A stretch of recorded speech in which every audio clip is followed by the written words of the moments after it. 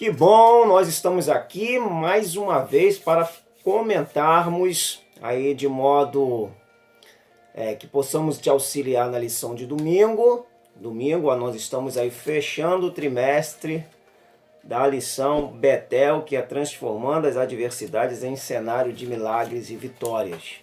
Estamos chegando aí na 13ª lição, para a glória de Deus, e nós temos acreditado que essas 3 lições foram sobremaneira abençoadora para as nossas vidas. Chegando aí ao seu término, fechando com chave de ouro, está falando de a lição 13, perseguido, mas não derrotado.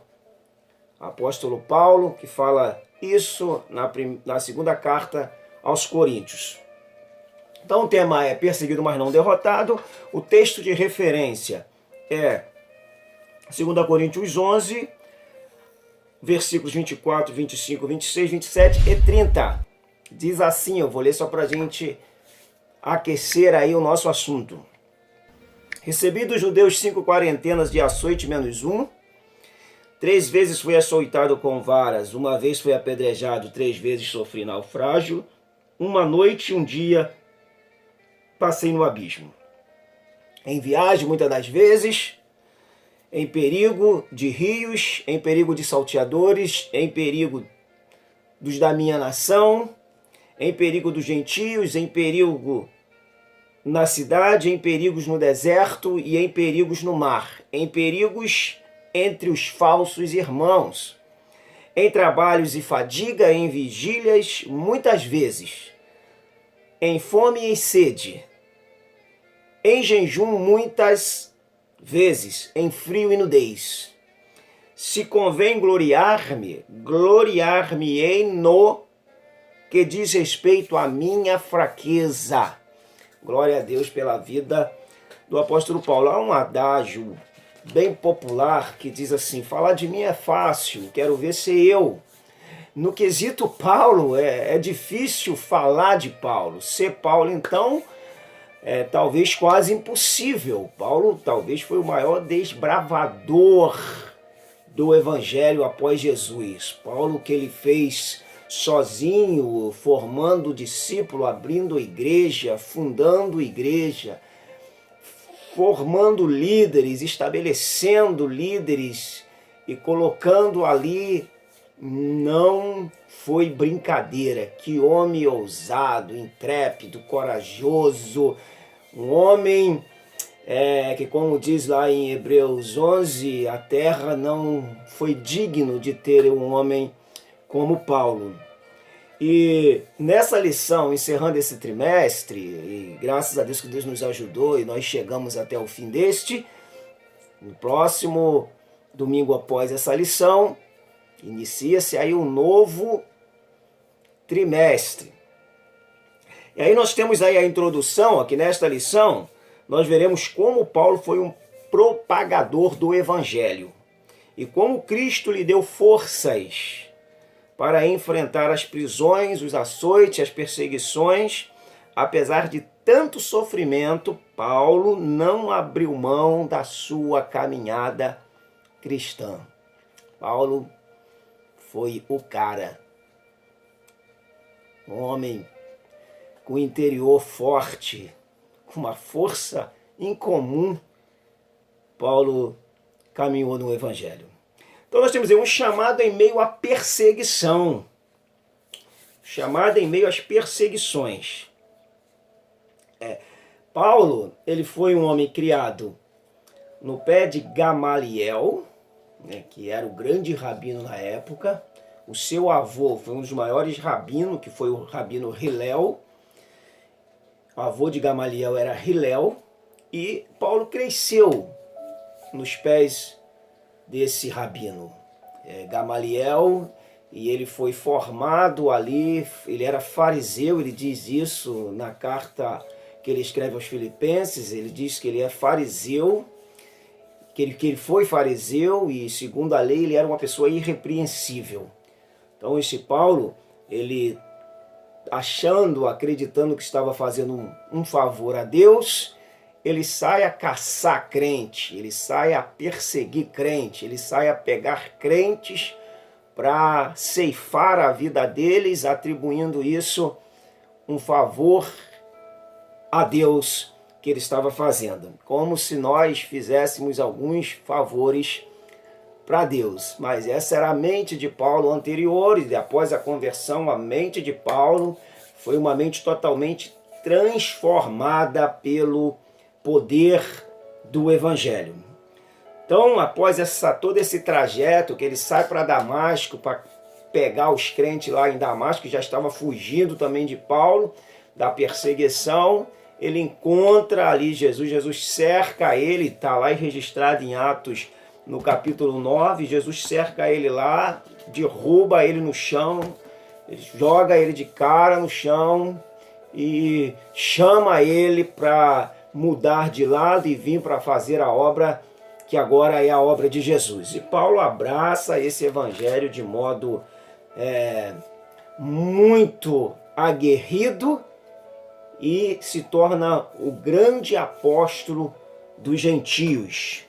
Glória a Deus pela vida de Paulo, que hoje a gente lê as suas cartas, que são muito edificantes para nós. Então, uma transformação milagrosa.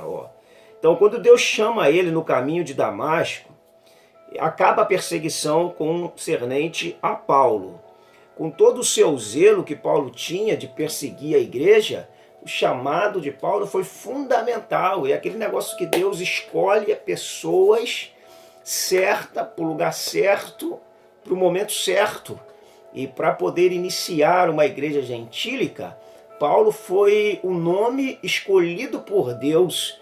Ele sai de Jerusalém e há uma grande perseguição. Ele se estabelece ali em Antioquia da Síria e ali vira o quartel-general das missões do apóstolo Paulo, de Barnabé, de Silas, dos seus companheiros. Se estabelece ali em Antioquia da Síria. Eu não estou com um quadro aqui para a gente poder fazer o desenho, mas pega aquele mapinha do final da sua Bíblia, dá uma analisadinha aí, para você poder se situalizar conforme a geografia bíblica, que isso aí é importante para o seu entendimento do contexto da sua aula. Então, Deus encontra esse Paulo de modo milagroso, chama Paulo, resgata Paulo e traz Paulo agora para jogar no seu time. Isso aí se torna uma grande bênção para o Evangelho. Está lá em Atos capítulo 9, nós não vamos ler aqui para nós ganharmos tempo, mas esse é o Paulo que Deus chama ali e transforma ele no grande apóstolo, no maior missionário que a igreja já viu após Jesus.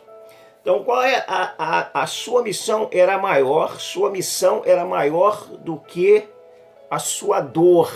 Sua missão é maior do que sua dor. O apóstolo Paulo é um exemplo de obreiro que cumpre sua missão mesmo num contexto de perseguição e desprezo. Ou seja, Paulo entendia que o chamado para fazer a obra de Deus era tão importante que ele sobrepujava, o chamado estava acima dos conflitos, acima das dores, acima das chicotadas, acima de tudo que fosse intempérie no período em que ele vivia. É claro que a gente tem que diferenciar hoje, porque há muitas coisas que a gente chama de obra de Deus que não são obra de Deus. Então a gente tem que pontuar o que é obra de Deus, o que é trabalho de igreja, o que é obra de Deus, o que é ativismo cristão.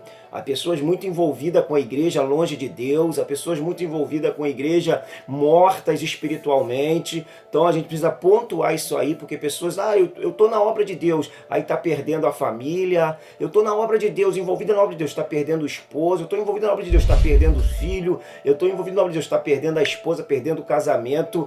Isso não é envolvimento com Deus. Vamos nos envolver com Deus, primeiramente, para depois a gente se envolver com a obra de Deus. Paulo era um homem que se separou após sua conversão, foi para a Arábia, ficou um período lá se preparando. Ele teve todo o seu processo para poder entrar na obra de Deus e entrar com uma ação com muita força no poder de Deus. Então, cuidado para a gente não confundir trabalho de igreja com obra de Deus e de repente a gente começar a arrebentar as nossas vidas, a gente se arrebenta emocionalmente, se arrebenta emocionalmente, se arrebenta fisicamente. Muito cuidado com isso aí, saiba ponderar para você também não tropeçar nesse quesito acreditando que está fazendo a obra de Deus quando você não está fazendo nada da obra de Deus a não ser serviço de homens, humanos. Preste atenção nisso. Pega esse ponto de visão aí e pondera entre obra de Deus e obra de igreja, ok? A obra de Deus para Paulo era sumamente importante. A luz brilhou nas trevas, ou seja, Paulo, quando ele está indo a caminho de Damasco, há uma grande luz que toma conta, o cerca no caminho, quebra toda a arrogância de Paulo, quebra todo o orgulho, porque assim, quando o homem encontra Jesus, o ego dele é massacrado, o ego dele é amassado, o ego dele tem que perder lugar para Jesus. Ou seja, quando o eu ele não é negado, ele é automaticamente adorado. Todavia aqui, Paulo ele tem o seu ego massacrado por Jesus e esse massacre traz para Paulo uma nova vida. Ou seja, Paulo, escrevendo aos Gálatas, capítulo 2, versículo 20, ele diz: logo eu estou crucificado com Cristo. Não mais vivo eu, mas Cristo vive em mim. E o viver que hoje vivo na carne, vivo pela fé no Filho de Deus que me amou e a si mesmo se entregou por mim. Então, olha só, logo eu estou crucificado. Crucificado com Cristo era a tônica de Paulo. Por isso que Paulo dizia, todo dia eu morro. Se todo dia eu morro para mim, se todo dia eu morro para o mundo, automaticamente eu ganho de Deus. Paulo foi o que foi justamente porque ele entendia essa mortificação para si e quanto mais tu morre para si, mais você vive para Deus. Então, quanto mais ele morria para si, morria para o mundo, mais ele vivia, mais ele recebia de Deus. E isso fez de Paulo o homem que foi. A gente não consegue entender muito essa tônica do morrer para nós, para recebermos de Deus. Mas Paulo, ele entendia bem isso. E você pode ter certeza, todas as vezes que você morrer para si, você vai receber mais do Senhor, porque essa é a lógica. E quando ele vê essa luz, que um homem em trevas vê a luz de Jesus, essa luz causa um impacto em Paulo, e esse impacto é justamente o que leva Paulo à conversão. E Paulo tem ali uma mudança radical em sua vida. Então nós vamos aqui para o 2:2. Diz assim, o socorro em tempo de crise. Nós estamos vivendo aí esse tempo de crise e nós estamos vendo que a crise ela é uma coisa que não vai sair do nosso entorno. Ela está contextualizada com a gente. Eu já disse isso aqui em outras matérias. Socorro em tempo de crise. No momento de crise e solidão, Deus enviou Barnabé, o filho da consolação. Gente, que Barnabé abençoou a vida de Paulo. Barnabé era o homem que depositou o que ele vendeu dos seus bens aos pés dos apóstolos para poder ajudar os necessitados. Barnabé foi um referencial e abençoou Paulo ricamente, que nós venhamos aprender com Barnabé e ser semelhante a esse homem no quesito de auxiliar e de ajudar uns aos outros. Paulo foi abençoado pela vida de Barnabé e Barnabé abençoado pela vida de Paulo, e depois eles criaram até uma parceria missionária. Crise política. Então nós temos aí no 2:1 a crise política, porque a perseguição tem acompanhado a história da igreja desde a sua fundação. E a igreja primitiva enfrentou diversas perseguições que ocasionaram a morte de muitos. Ou seja, quando o cristianismo chegou em Jerusalém, o poder político era muito forte. Roma era o poder político. E esse poder político gerou uma perseguição muito grande para a igreja. Por quê? Porque a igreja não reconhecia César como Senhor.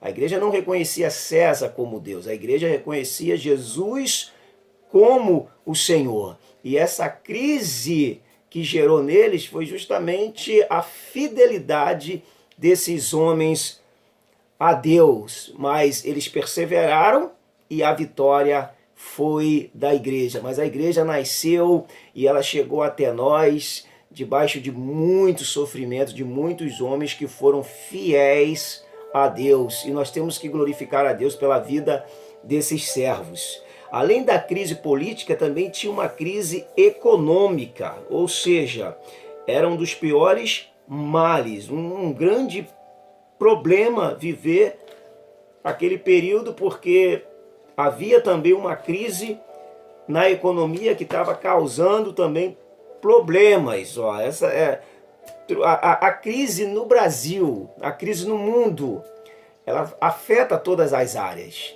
Então, se a gente tem uma crise, por exemplo, a crise econômica, que é um dos piores males que o ser humano pode viver, por exemplo, essa pandemia aí que nós estamos vivendo, tem afetado de modo geral todos nós. Quantas pessoas estão desanimando, quantas pessoas estão parando, quantas pessoas estão recuando, retrocedendo devido a esse período. Ou seja, esse período de crise para nós, no nosso contexto, ele está, na verdade, manifestando a intenção de muitas pessoas, a intenção de parar, a intenção de desistir, a frieza sendo externada, justamente por uma pandemia que, na verdade, ela revelou determinadas atitudes de muitas pessoas que já estavam com a intenção de não prosseguir, de não ir à frente, de retroceder na fé, aproveitando esse momento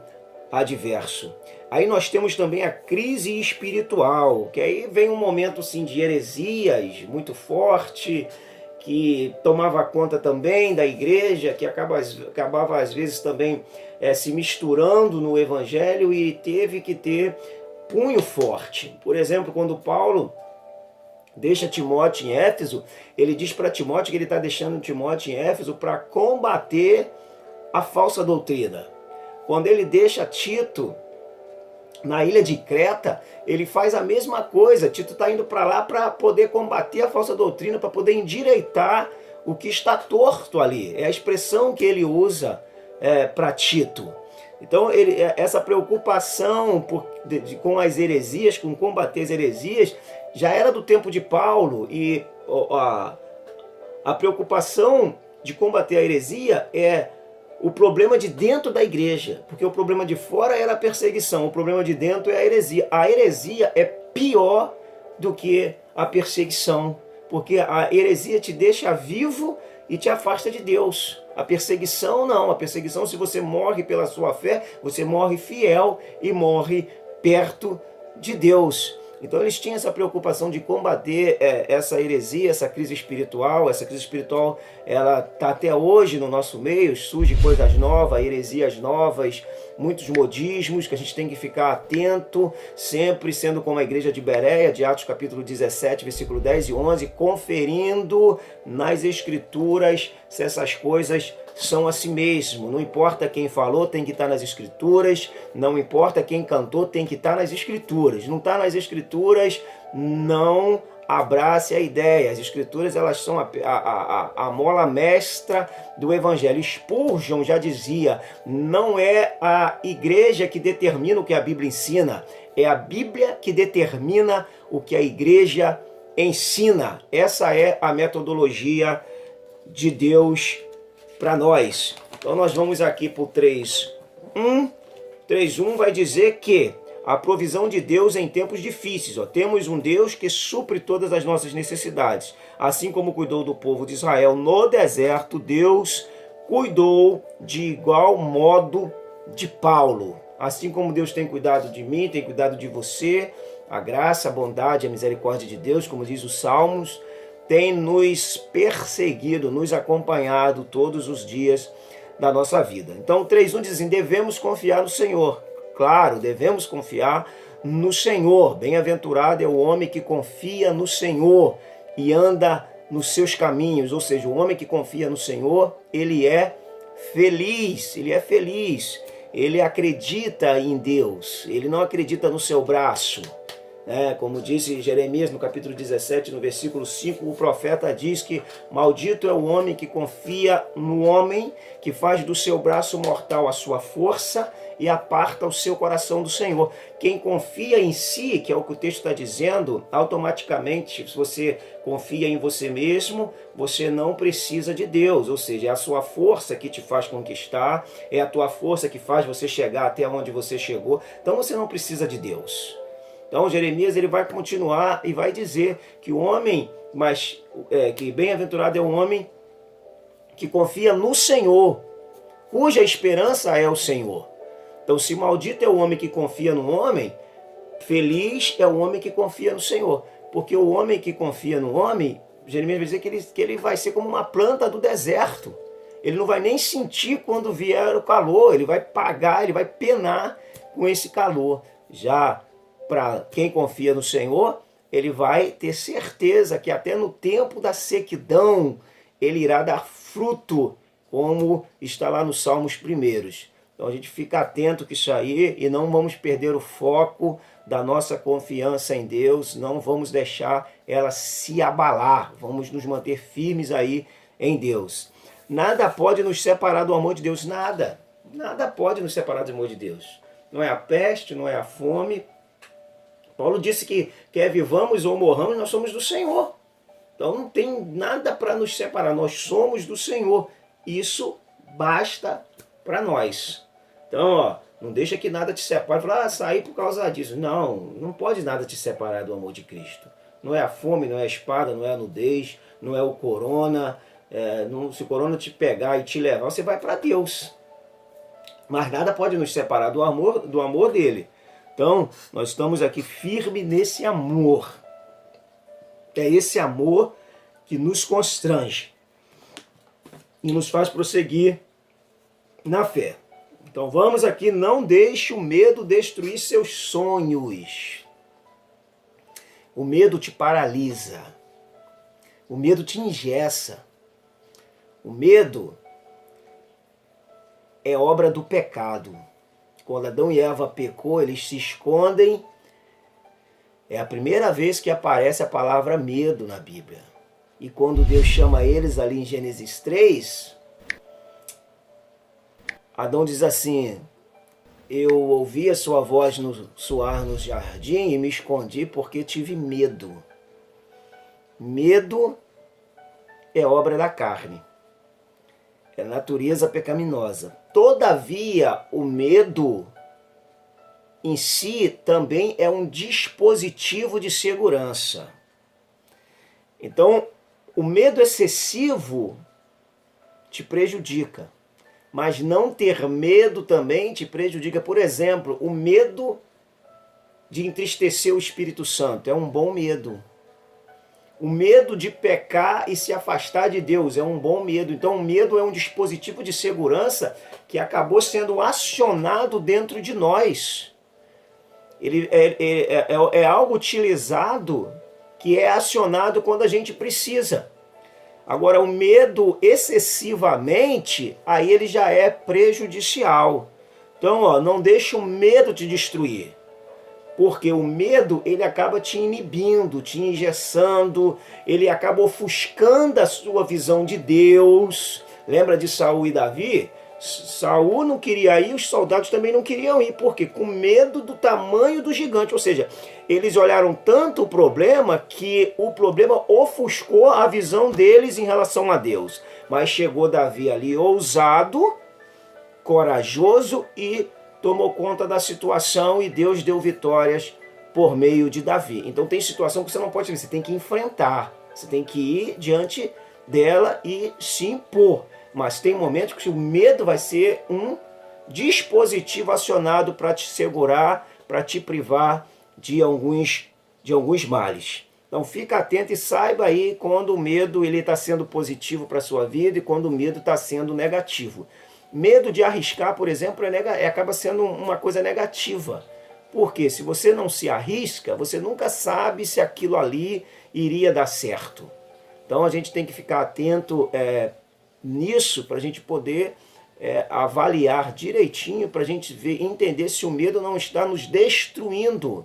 minando a nossa força, ofuscando a nossa visão de Deus e esfriando a nossa fé. Não deixe o medo te destruir. O medo é uma expressão emocional própria do ser humano. Sim, Paulo não se deixou levar por motivos infundados para realizar a obra de Deus. Então, se aplica na obra de Deus. Avance na obra de Deus. Creia que Deus é com você. Busque a Deus e faça a diferença por onde você passar com Deus. Então nós vamos concluir aqui essa lição, essa pré-aula, com vista a uma melhor compreensão. Há de se dizer que os dias de Paulo não eram melhores do que os dias de hoje, mas podemos afirmar que Paulo superou as suas crises, buscando refúgio em Deus. Devemos de igual modo possuir a fé necessária para descansarmos no Senhor. Descansa no Senhor. Há um hino que diz: o seu trabalho é descansar no Senhor. Descansa no Senhor, espera nele, mas lembre-se, vá e faça a obra de Deus. Deus abençoe a sua vida. Até a próxima pré-aula, já na próxima lição, ok? Não esqueça de compartilhar, comentar, aperta aí o sininho, se inscreve, dá um like e compartilhe, comente. De repente você tem um assunto aí que você gostaria de ouvir, comente aí, dê uma sugestão para que a gente possa estar, de repente, aí preparando esse assunto para uma futura abordagem. Deus abençoe a sua vida. Até a próxima. Um beijo no coração. Fica com Deus.